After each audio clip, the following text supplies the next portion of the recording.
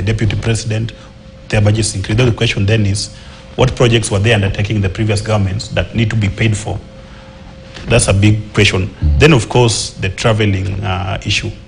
Because no, those ones will tell you if the terrorist measure is being practiced or not. Of course, he explained the importance of those travels, and largely we agree.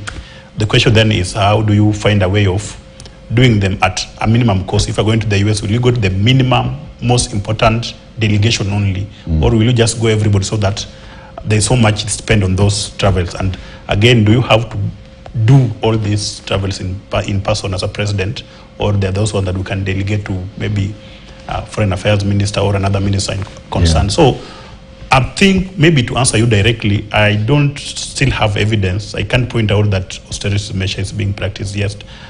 Case example is now the situation where we want to appoint the CISs. That will be an increment in the salaries, because now what is it that the government can't achieve now, that can't do now, that we have to appoint the quote-unquote assistant ministers to do? What is it that the ministers can't do now?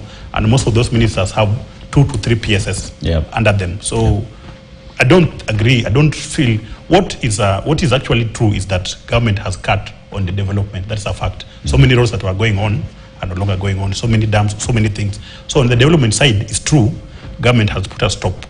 But in terms of the recurrent expenditure, particularly to the executive side, especially the big offices, we still don't see much improvement. So your perception again, Beatrice? I also agree with my colleague here that the